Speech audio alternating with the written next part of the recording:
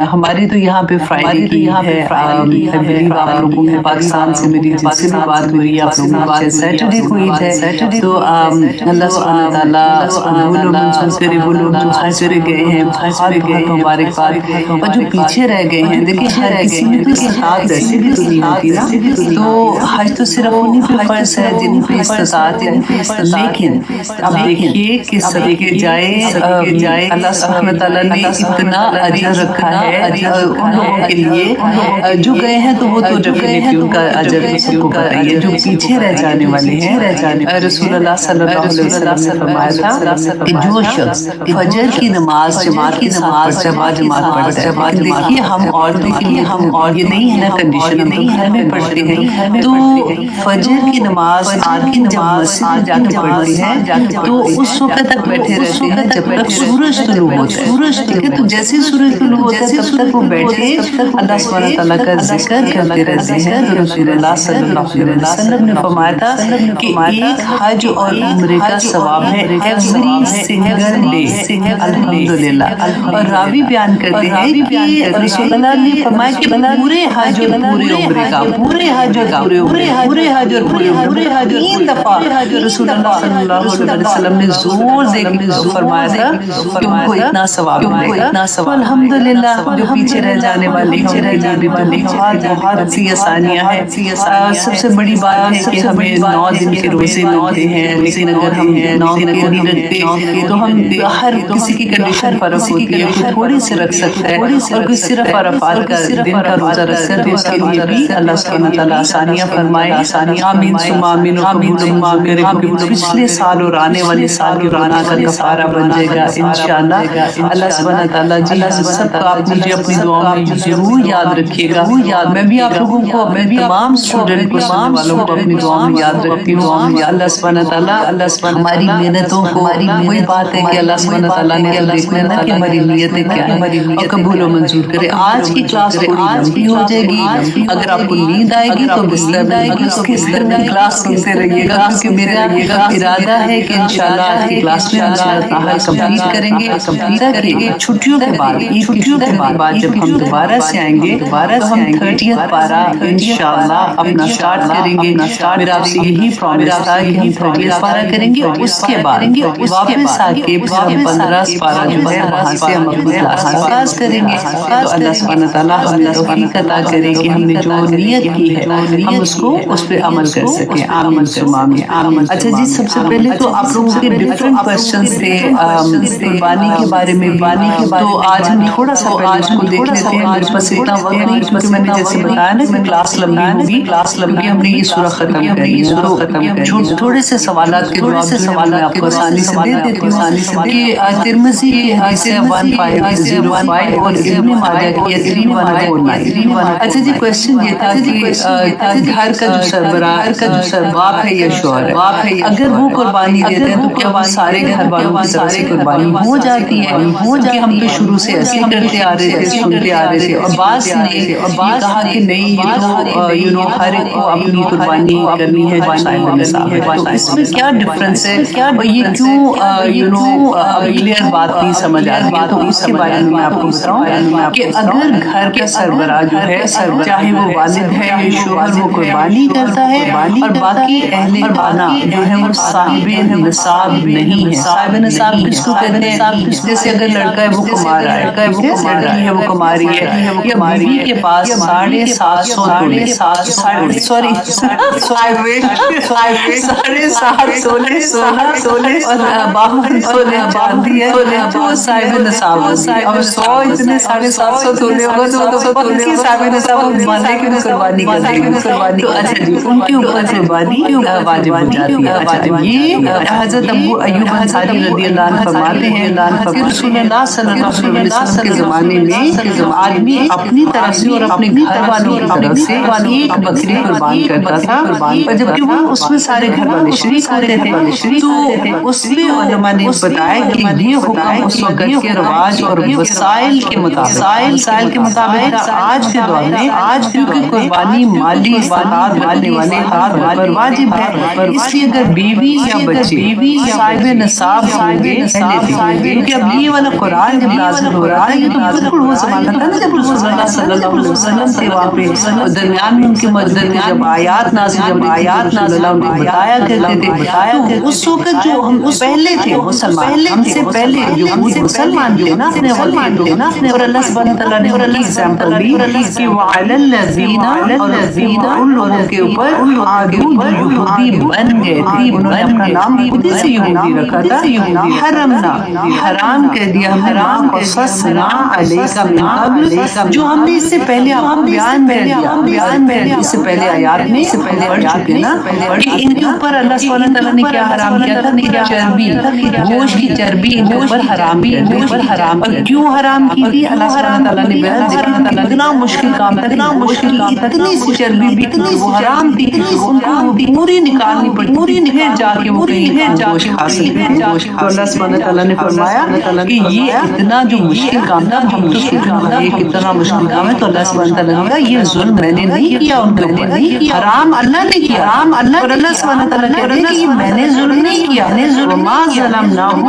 ولکن کانوا انفسہم یظلمون، کہ وہ اپنی جانوں پر بھی انہوں نے ظلم کیا تھا، تو اللہ سبحانہ تعالیٰ نے کیونکہ وہ نہ شکرے تھے، وہ اللہ کے احکامات نہیں مانتے، اللہ کی حکم نہ ماننا بھی نہ شکری ہے، کہ جس رب نے جتنی نعمتیں عطا کی ہیں اسی کی بات نہ مانی جائے، اور ہم اپنے آپ کو رکھ کے دیکھیں، آپ کو رکھ کے ہم جب پک اینڈ چوز کرتے ہیں کہ یہ حکم تو بڑا آسان ہے، یہ بڑا چلو نماز بھی ہم نے پڑھنا شروع دی، ہم نے پڑھا تہجد بھی الحمدللہ اٹھ جاتے ہیں، اب تو ہم قرآن بھی صحیح طرح سے پڑھنے کی کوشش کریں، اب ہم تسبیحات بھی کریں، اور ساتھ ساتھ ہم کوئی ایسی چیز جو اللہ کا حکم ہے اللہ کا، اور وہاں پہ جا کے ڈنڈی مار جائیں گے کہ جی میں کیا کروں، رشتے داریاں ہیں، رشتےدار ناراض ہو جائیں گے تو یہ کریں گے وہ کریں گے، بس اللہ سبحانہ تعالیٰ ہمیں توفیق عطا کرے کہ ہم اصل بھی آمین ثم آمین۔ اللہ سبحانہ تعالیٰ ہمیں کمزور پڑھنے سے بچائے، کیونکہ پتہ ہے شیطان کا بخت، شیطان اس کو ایگزیکٹلی پتہ ہے کہ کس جگہ پہ آج کے بندے نے کمزور پڑھنا ہے، اور اس کی وہی چیز کو ہٹ کرتا ہے، اور اس کی کمزوری کو وہ استعمال کرتا ہے، اور ہم کمزوری ہم اس کی باتوں میں آ جاتے ہیں۔ اللہ سبحانہ تعالیٰ آگے فرماتے ہیں آیت نمبر 119 میں کہ ثم پھر ان ربک للذین عملوا السوء، پھر بے شک یقیناً ربک تیرا رب للذین ان لوگوں کو جنہوں نے عامل السوء برے کام کیے، بجہالت، کتنی پیاری بات ہے، اس کو انڈرلائن کریں کہ ایک تو گناہ کیے، ایک تو اللہ سبحانہ تعالیٰ پر بندے کو اتنی پیاری بات کہہ رہے ہیں کہ اس نے جہالت سے گناہ، جہالت جان بوجھ کے نہیں، اس کو بندے کو پتہ ہی نہیں تھا کہ اس نے کر لیا نا، جہالت سے اس نے ثم تابوا، توبہ کر لی۔ ہم کتنی دفعہ کہتے ہیں نا کہ اللہ سبحانہ تعالیٰ ہمیں توبہ کی توفیق، اب یہ جہالت سے گناہ یہ آیا اتنی خوبصورت آیا ہے، اور یہ ہے تدبر کرنے والی آیا، جہالت بھی دو طرح، ایک تو وہ ہے نا کہ جیسے ہم کہتے ہیں نا کہ مجھے تو پتہ ہی نہیں تھا، میری زندگی میں قرآن کھلا، ناؤ انڈرسٹینڈ، الحمدللہ مطلب ہم علم والے ہو جاتے ہیں، تو وہ جہالت پہلے والی جہالت، ایک جہالت کا ہوتا ہے یہ وقتی جہالت کہ ہمیں پتہ ہے، ہم نے قرآن میں پڑھ لیا ہے، ہم جانتے بھی ہیں، لیکن وقتی طور پہ شیطان نے ہمیں اتنا کمزور کر دیا کہ اس کی باتوں میں آ جاتے ہیں، اور پھر ہم سے ایک گناہ سرزد ہو جاتا ہے۔ گناہ کیا ہے کہ جو اللہ سبحانہ تعالیٰ نے منع کیا وہ کام کر لیا، اور پھر جیسے ہی ہم نے وہ گناہ کر لیا، یہ دونوں طرح جہالت، اللہ سبحانہ تعالیٰ فرماتے ہیں میرے بندے نے توبہ کر لی، من بعد ذالک، اس کے بعد فاصلح، اس کو دو دفعہ انڈرلائن فاصلح، اور پھر اس نے اصلاح کر، توبہ کی اور پھر اصلاح کر لیا، ایسے نہیں کہ توبہ استغفر اللہ 70 دفعہ صبح بھی پڑھ لیا تھا، شام کو بھی پڑھ لیا تو چلو جی ٹھیک ہے، اور ساتھ ساتھ ویسے عمل بھی کرتے جا رہے نہیں، اگر آپ ایسے عمل جان بوجھ کے آپ دیکھیں توبہ کی اور پھر آپ دوبارہ سے ویسے کریں نا، تو یہ پھر اللہ سبحانہ تعالیٰ میں ہمیشہ یہ بات کہ جو اللہ سبحانہ تعالیٰ نے منع کیا ہے، اگر اس پہ ضد، اس پہ اڑ کے مت کرو، اس پہ ضد میں آ کے مت کرو، بہت برا ہوتا ہے، پھر اللہ سبحانہ تعالیٰ کے غضب کو للکارنے یہ کہ آپ نے مانا بھی کہ غلطی، آپ کو پتہ بھی لگ گیا، توبہ بھی کر لیا، پھر کر لی، ہاں اگر غلطی سے ہو جائے، غلطی توبہ کر لو تو اللہ کو ایسے بندے بہت پسند ہے کہ اور جہاد بھی کر رہے ہیں، اصلاح، اور اس نے اصلاح کر لی، سے اصلاح انا ربنا من بعدها اس کو بھی یہ اصلاح کرنے کے بعد اللہ سبحانہ تعالیٰ کا وعدہ ہے من بعدها کہ اس کے بعد کہ اللہ غفور رحیم یقیناً اللہ سبحانہ تعالیٰ بخشنے والا اور رحم کرنے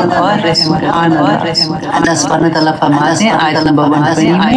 اِنَّ إِبْرَاهِيمَ كَانَ أُمَّةً قَانِتًا یہ بھی آیا ہے اللہ سبحانہ تعالیٰ نے فرمایا کہ بے شک اب دیکھیں یہاں پہ اللہ سبحانہ تعالیٰ ہمیں جو نعمتوں کا شکر ادا کرنے کا طریقہ بتایا اللہ سبحانہ تعالیٰ نے فرمایا کہ جو اللہ کے حکم نہیں مانتے اللہ کی نعمتوں کا انکار کرنے والے ہیں اس کے شکر گزار نہیں پھر اللہ سبحانہ تعالیٰ ان کو سزا دیتا ہے لیکن جو اگر غلطی سے ایسے کر لیتے ہیں معافی مانگتے ہیں پھر اس میں جم جاتے ہیں تو اللہ سبحانہ تعالیٰ بہت معاف کرنے والا بڑا رحیم والا بڑا اللہ سبحانہ تعالیٰ ایگزامپل دیتے ہیں کہ دیکھو ابراہیم علیہ السلام تم لوگ بہانہ کرتے ہو بہانہ کہ میرے سے یہ ہو گیا میرا خاندان میرا خاوند میرا بچہ میرا یہ میرا سسرال یہ میرا ابراہیم علیہ السلام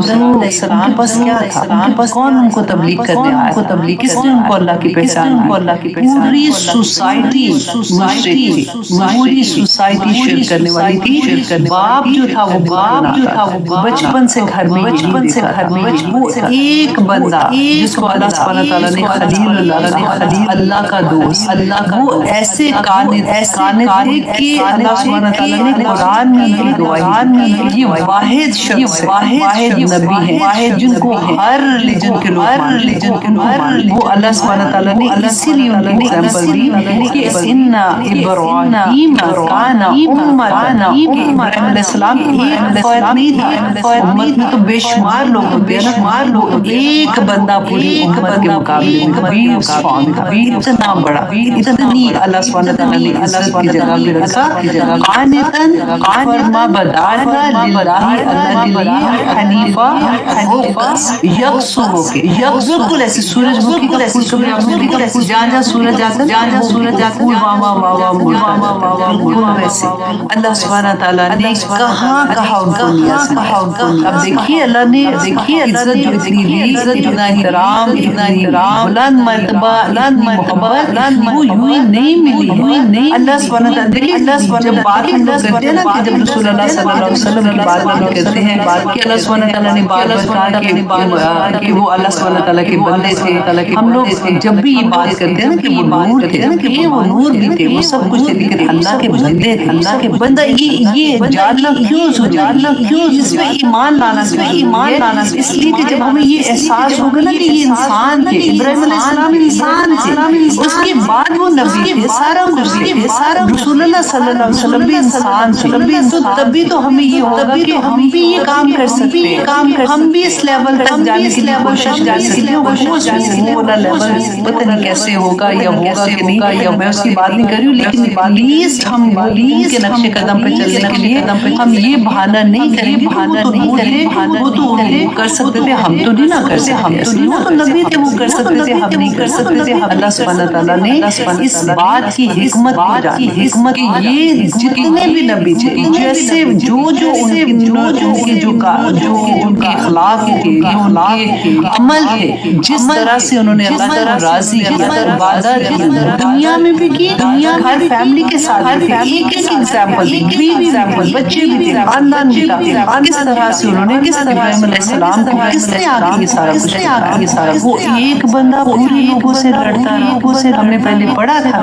کس طرح سے بتوں کو کس طرح سے تھا پھر نمرود نے ان کو آگ میں پھینکنے کا وہ سارا ہم نے واقعہ پڑھا اللہ پہ توکل تھا کیسے وہ چلے گیا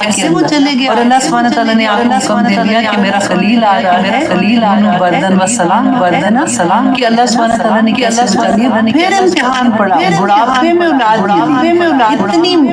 دعاؤں کے ساتھ اولاد اور وہاں پہ امتحان آ گیا جس کو ذبح کر دو کیسے اللہ سبحانہ تعالیٰ نے امتحان دیا اور کیسے انہوں نے اللہ سبحانہ تعالیٰ کی ہر بات پہ لینا باپ تو یہاں پہ اللہ سبحانہ تعالیٰ ابراہیم علیہ السلام کا ایگزامپل ہمارے لیے دے رہے دیکھو ان کو کہ وہ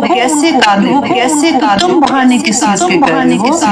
لاہی حنیفہ اپنے رب کے لیے ان کو پتا تھا کہ ان کا رب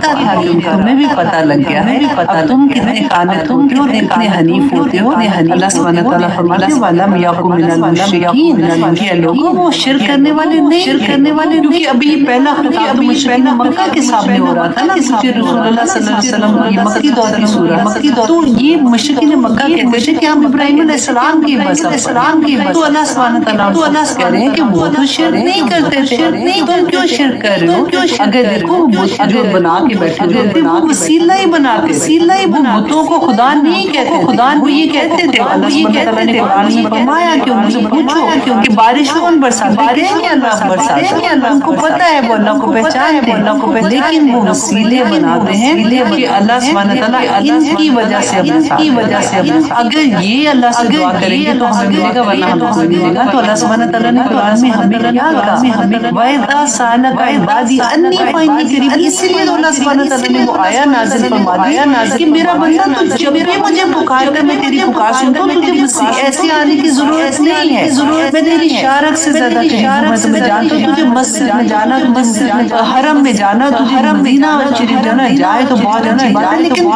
تو ہر جگہ پہ مجھے پکار، میں تیری پکار ہر جگہ پہ سنتا ہوں، کوئی شرط نہیں ہے۔ تو یہی اللہ سبحانہ تعالیٰ نے فرمایا کہ وہ تو مشرک نہیں، وہ تو مشرک شاکرن، وہ شکر گزار تھے اور اللہ کی نعمتوں پر اجتباہ تو چن لیا اللہ سبحانہ تعالیٰ۔ اب یہاں پہ جو یہ ورڈ ہے نا لِأَنْعُمِهِ، قلت کے لیے، تھوڑے کے لیے آتا ہے، کہ تھوڑے کے کچھ نعمتوں کا اللہ سبحانہ تعالیٰ ہے۔ تو یہاں پہ ہم کہتے ہیں کہ ابراہیم علیہ السلام کا اللہ سبحانہ تعالیٰ بیان کر رہے ہیں، تو یہ انعُمِهِ سے سمان ہونا کہ آپ دیکھیے کوئی انسان اللہ کی نعمتوں کا شکر ادا کر ہی نہیں سکتا، بس کوشش کر سکتے ہیں نا، سبحان اللہ و بحمدہ عدد خلقہ ورضا نفسہ وزینۃ عرشہ ومداد کلماتہ، ہم کوشش کر کے یہ تو رسول اللہ صلی اللہ علیہ وسلم نے ہمیں یہ ورڈ سکھا دیے تھے نا، جب ہمیں میننگ سمجھ ہوتی ہے کہ اچھا اتنا شکر لیول کا شکر یا لیول کا دکھا، لیکن اتنی نعمتیں اللہ سبحانہ تعالیٰ کی پھر بھی شکر ادا نہیں۔ یہ جیسے ہم کہ پیاری دعا ہے، میں ہمیشہ پڑھ رہی ہوں کہ اللہم لک الحمد کما ینبغی لجلال وجہک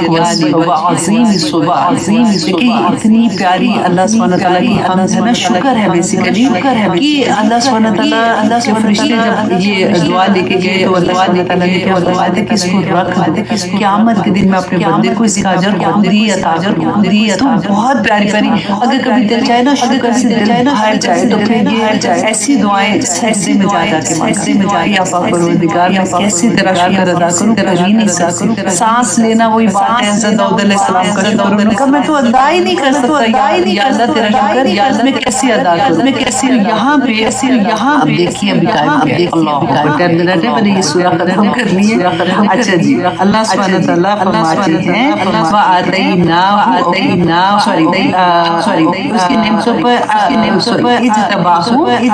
چن لیا اسے، وہداہ اور اللہ سبحانہ تعالیٰ نے اللہ کو ہدایت دی صراط مستقیم، سیدھے راستے کے لیے اللہ سبحانہ تعالیٰ کے انعامات تھے جو اللہ سبحانہ تعالیٰ نے حضرت ابراہیم علیہ السلام کو عطا کی تھی، کیونکہ وہ اللہ کے شکر کرنا اور ہدایت بھی دیکھیں اللہ سبحانہ تعالیٰ نے شکر کے بدلے میں عطا کی، اور چن بھی اس لیے لیا تھا کہ وہ اللہ کا شکر ادا کرنے والے اور سیدھے راستے پر چلا دیا کہ وہ اللہ کا شکر ادا کرنا۔ اچھا جی، آیت نمبر 122 میں اللہ سبحانہ تعالیٰ فرماتے ہیں وَآتَيْنَاهُ فِي الدُّنْيَا حَسَنَةً، اللہ سبحانہ تعالیٰ نے اس شکر کے بدلے دنیا میں بھی ان کو بہترین حسنات عطا کی تھی، بھلائیاں عطا کی، وَإِنَّهُ فِي الْآخِرَةِ لَمِنَ الصَّالِحِينَ، اور آخرت میں بھی اللہ سبحانہ تعالیٰ نے فرمایا کہ وہ صالحین جو نیک لوگ ہیں۔ تو آج اگر ہم کوشش کریں کہ اللہ سبحانہ تعالیٰ کے شکر گزار بندے بن جائیں تو ہمارے لیے بھی یہی ہوگا۔ اللہ سبحانہ تعالیٰ فرماتے ہیں اے نبی صلی اللہ علیہ وسلم ثم اوحینا الیک، پھر وحی کی ہم نے آپ کی طرف رسول اللہ صلی اللہ علیہ وسلم کی طرف ان تتبع ملت ابراہیم، پیروی کیجیے ابراہیم علیہ السلام کی حنیفہ